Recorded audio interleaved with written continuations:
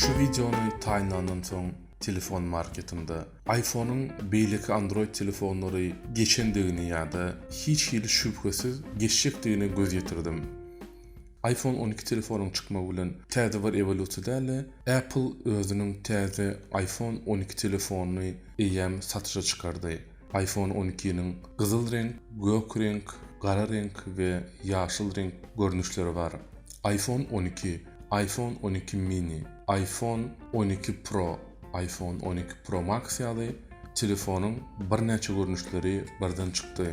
iPhone 12 telefonu daşyndan seri däýmäge ol iPhone'un köne versiýasy iPhone 5'e meňzeýär. Telefonun gyrasy 4 tuşluk bolup, eliň bilen tutmak üçin gaty oňaýly we soňçuk iPad'lar hem şul ekranlarda çykarylmagy meýilleşdirilýär. Esasy ütgeýän ýeri bu telefonun iPhone 5 modeliniň arkasyna iPhone 12'nin kameralarynyň dakylmagydyr. Amerikadaky spesialistleriň aýtmagyna görä, bu telefonu eliň bilen saklamak juda oňaýly, ýani gyrasy aýlam telefonlary elinden gaçyrmak ähtimallygy ýokary.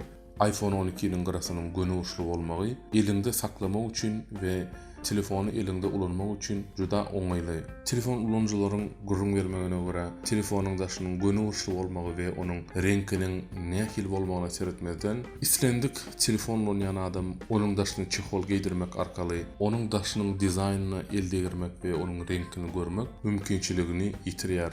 Şol sebäpli käbir telefon ulanjylaryň aýtmagyna görä, telefonuň daşynyň nähil bolmagy we onuň renkiniň nähil bolmagy aýratyn bir uly orun oýnanok. iPhone 12'nin tizligi beýleki iPhone'lara seredenne juda tiz bolup, onu A14 Bionic täze prosesor ornaşdyrylan. Surat üçin, oýun üçin hiç ýyl durmadan ýokary tizlikli işläp, doňman hereket edýär.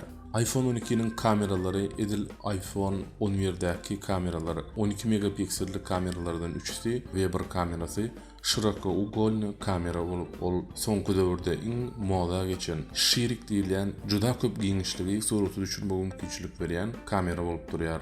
Täze iPhone 12 Pro we iPhone 12 Pro Max telefonlarda DJ fokus etmek üçin ýörüýte glazokly öňki iPhone'larda bolmadyk täze funksiyasy bar.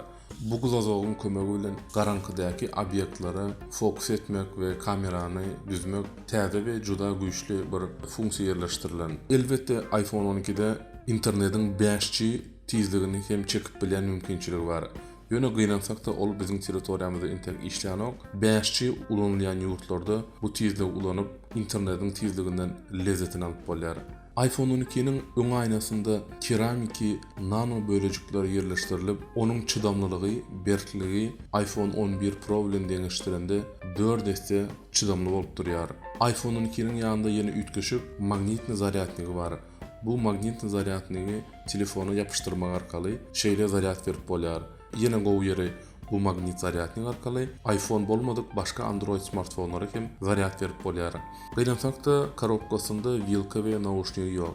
Korobkasyny diňe Type-C kabeli bilen bir çyholy bar. Telefon bilen bagly goşmaça soralar bolsa bize kommentariýada ýazyp bilersiňiz. Onu täze telefonuňyz nesip etsin.